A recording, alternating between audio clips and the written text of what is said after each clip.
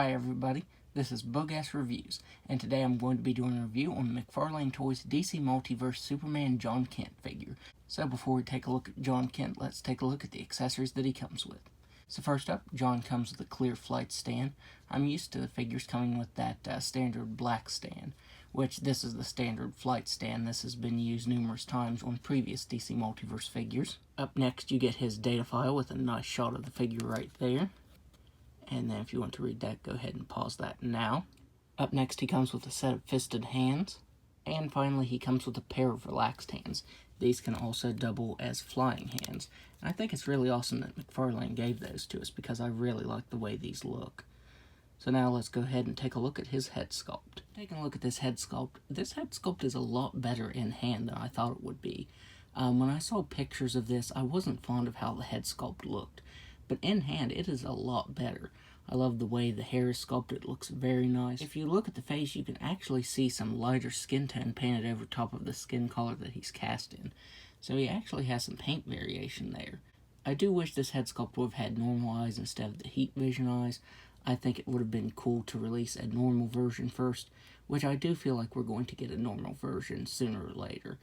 But yeah, definitely having this in hand, this head sculpt looks a lot better than I thought it did.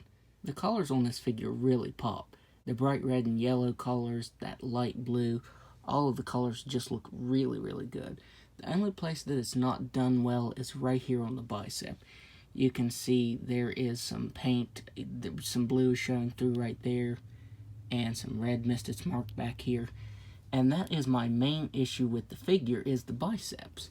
Like, if you look, it has like strings on it and stuff. Like, there's a string right here that's really bothering me.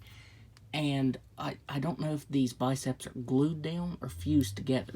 Because if you look at this bicep, you can see that the plastic isn't cut right there. It's like fused together.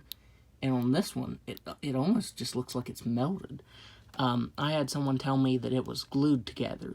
But I boiled this in hot water and it didn't budge. I tried and tried. I pried on it.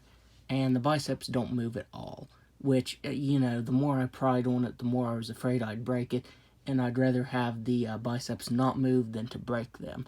So that is my big complaint with this figure, and I'm not sure why they're like that, and as far as I know, it's a widespread issue. So yeah, that is a really, really big issue. And another weird thing is this has miscolored joints down here for the ankles. It's like a light red color, and the rest of his outfit is done in dark red. And then you can see there's this really bad scuff down here that has white and blue. I don't even know where that white came from because I don't think there's any white on the figure except for the eyes right there. So yeah, that is another complaint I have. So this figure is really good. I do like him, but he has a bunch of QC issues. So now let's go ahead and go over his articulation. He has a ball-jointed head that can look up all the way. He can look down just a little bit. He can move his head side to side. He has ball-jointed shoulders that can move out that far.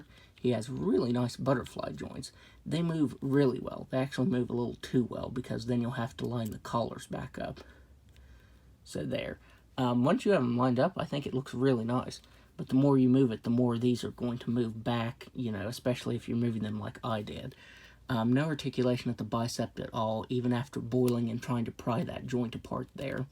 He has double jointed elbows that can bend in all the way.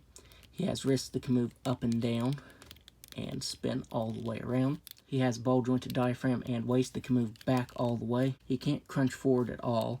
And he has the same type of issue there that Batman had. I think it's a new type of joint they're using, which is why that cutout is right there. So yeah, that's a little odd, but it does move side to side here and down here at the waist. He has hips that can do a complete split. He can kick forward all the way. He can kick back all the way. He has swiveled thigh, double jointed knees, ankles that can move down all the way, up all the way, spin all the way around, and toe articulation that can move up all the way.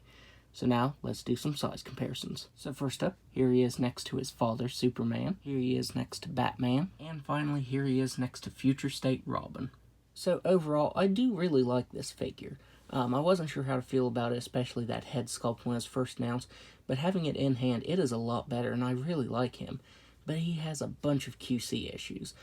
Honestly, he's not a bad figure, and if it wasn't for that issue, he'd be a great figure.